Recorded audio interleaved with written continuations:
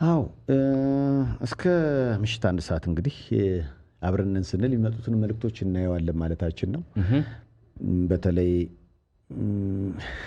ሁሉም ነገር እንደ ቀይ ሽንኩርት ቢረክስ ምን አለበት ብሎ የጻፈ አይቻለሁ። ረከሰ እንዴ? እንግዲህ ይንገሩን እስኪ የገበያ ጥናት ላይ ስታያይዙ ማለት ነው። አሁን አላቅም ብል አላቅም ከማለችን ላይ ሽንኩርት መግዛት ምናምን ለሴት ለወንድ የሚተው ነገር አይደለም አይደለም ማለት እኔ እኮ ሙያ ገዛለሁ ምናምን የጋራ ነው። በነገራችን ላይ ሴፍሻ እኔ እኮ ገዛለሁ።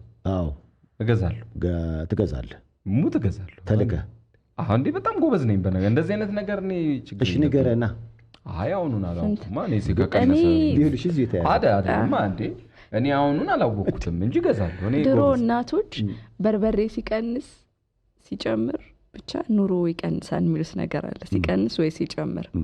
ሽንኩርት ግን ከቀነሰ ቆይቷል። እኔ ከ15 ቀን በፊት ወይ ከሳምንት 35 ገደማ ነበር የገዛሁት 1 ኪሎ ሽንኩርት ነው። 1 ኪሎ ሽንኩርት 35 ስለዚህ ጥሩ ነው።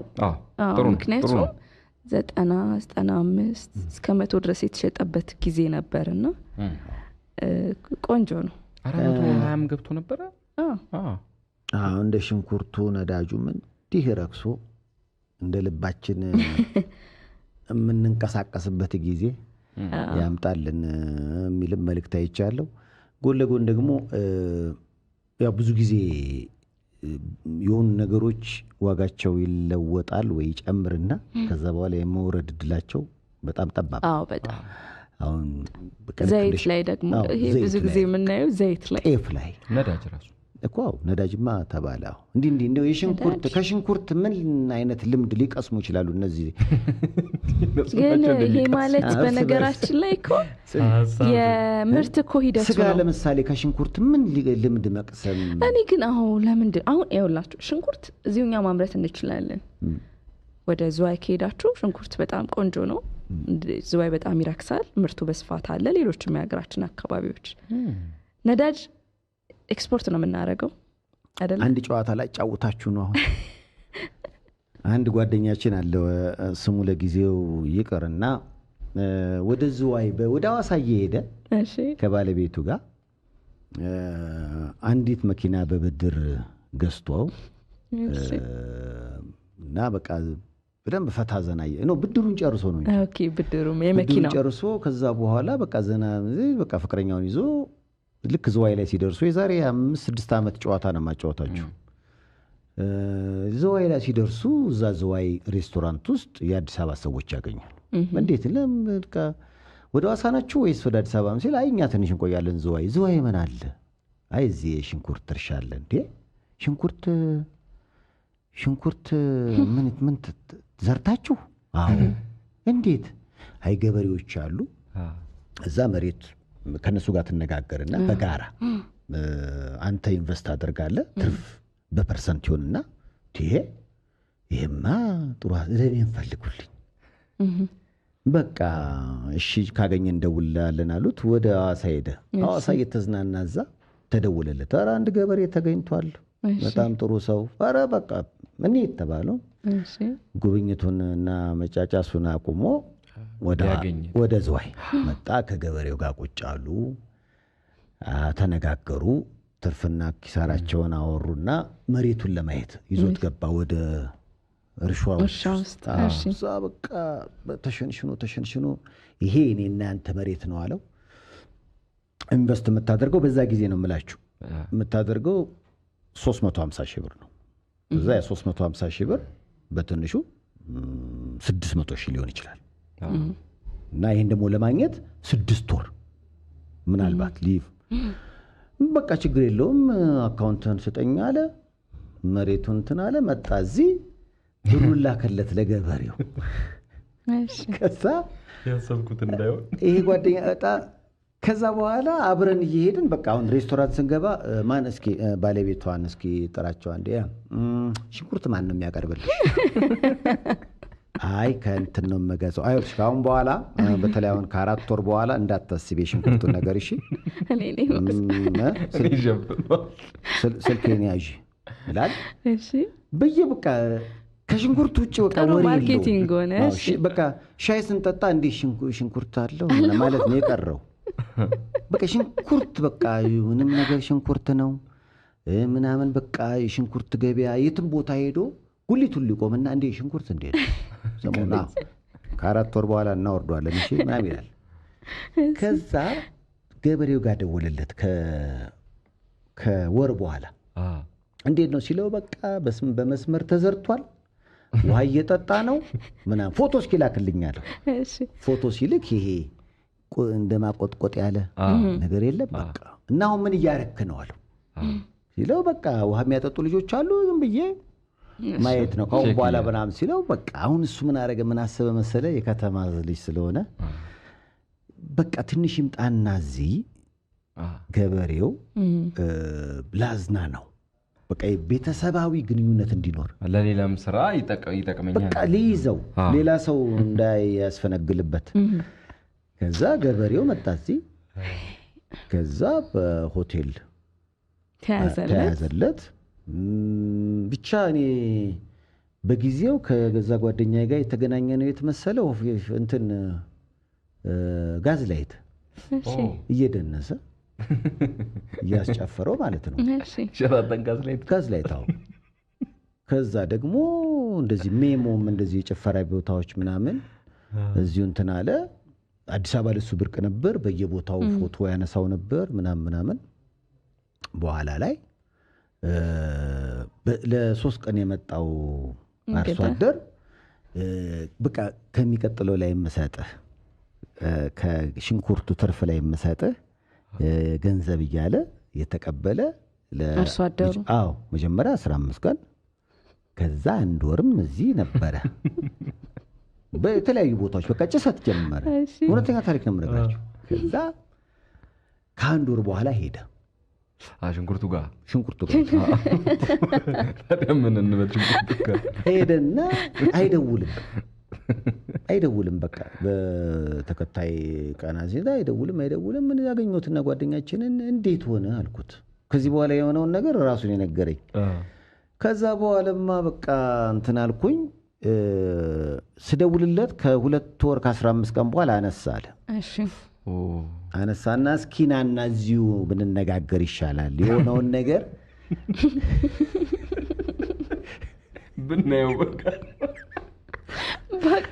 ብንነጋገር ይሻላል እዚህ አለው። ምንድነው ምናምን ሲል በቃ አይ እንዲህ የሚነገር በስልክ አይሆንም አለው።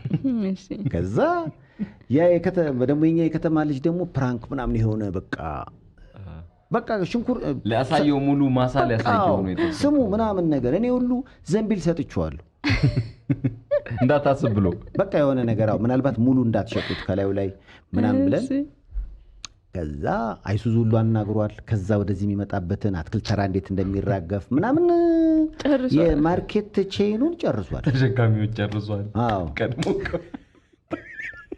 ከዛ ከዚህ ዝዋይ ገባ እና ተገናኙ። እንዴት ነው አለው። በቃ ቦታው ላይ እንሄዳለሁ በመኪና። እዛ ልክ ስገባ አለ ዙሪያውን በቃ ይሄ በደንብ ለመለመ የያዘ ሰብል ታውቃለህ? ቀንድዛ ነው። የኔ 4 ማዕዘን ነገር ነው ክስል ያለ መሬት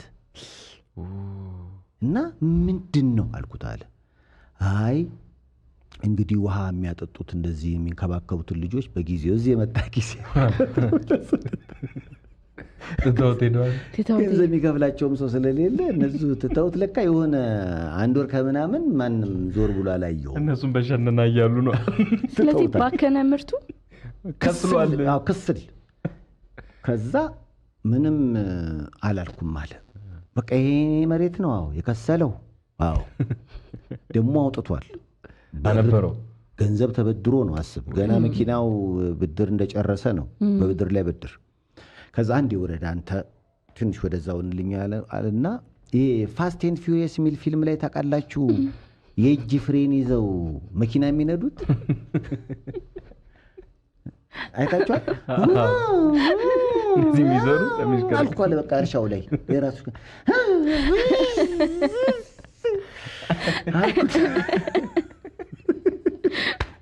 ወደ አዲስ አበባ በቃ ከዛ በኋላ አሁን ሽንኩርት አይበላም። አሁን ገንፎ ምናምን ነው የሚበላው። ምንም አይነት ነገር ለሽንኩርት ያለው ጥላቻ በቃላት ይገለጻል። ከዚህ በፊት መጀመሪያ ሲነግር ገና ብሩን ሲነግር እንዴት ገንፎ ላይ ሽንኩርት አይገባም ምናምን የሚል ሰው ሻይ ሁሉ ብሏል።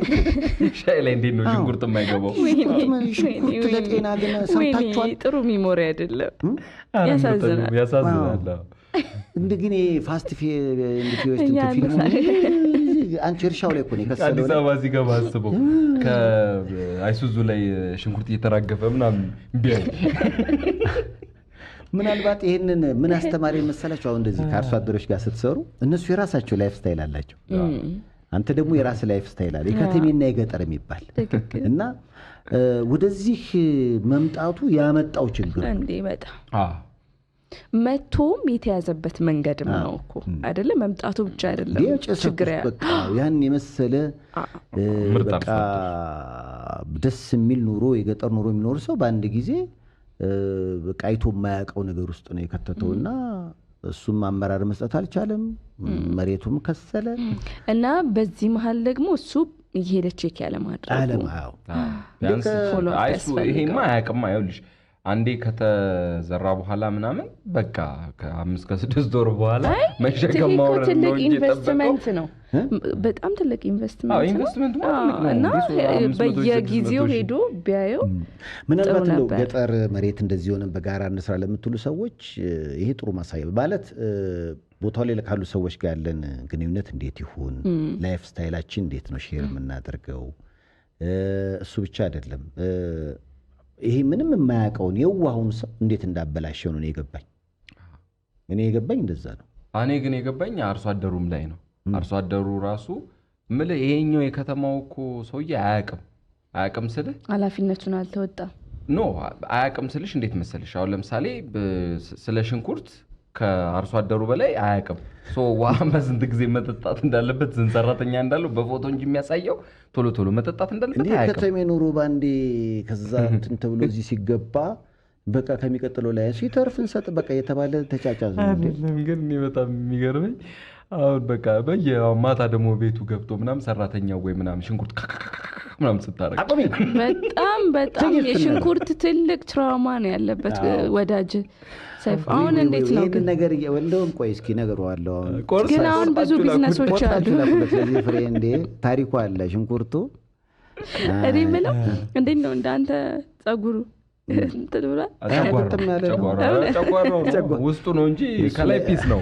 ከላይ እንደማዛው ነው ፒስ ነው። እኔ መላለኝ ማለት ትንሽ ገባ ምናምን ካለ ሽንኩርት ራሱ መፍትሄ ሆኗል። የሽንኩርት ቅባት ለማንኛውም እሱን ኢንቨስትመንት ቢዝነሱ ስትገቡ አጣርታችሁ እንዴት ነው የሚሰራው በቃ ትርፉን ብቻ ማየት አይደለም፣ እንዴት ነው የምሰራው ከእንዴት ነው በቃ ትንሽ ጥናት ይፈልጋሉ። በደንብ ጥናት ብቻም ሳይሆን ፎሎ አፕ ያስፈልገዋል የትኛውም ስራ። የቢዝነስ ነገር ያነሳዋል በሚል ንግድ ፍቃድን በተመለከተ ማምሻውን የተሰማ አዲስ መረጃ ያለ ስትይ ነበር። ከቀን ጋር ተያይዞ የማራዘሚያ ቀን ተጨማሪ ቀን ተሰጥቷልና ለ15 ተጨማሪ ቀናት ተራዝሟል የንግድ ፍቃድ እድሳት። የአዲስ አበባ ንግድ ቢሮ ነው ይሄንን ያለው። እንግዲህ ቅሬታ ቀርቧል። ከዛ በመነሳት የንግድ ፍቃድ እስከ ጥር 30 ድረስ መራዘሙን ያስታወቀው። ኦንላይን አለ፣ እዛ ላይ በመግባት ማደስ ትችላላችሁ፣ ቢሮ መሄድ ሳይጠበቅባችሁ ተብሏል።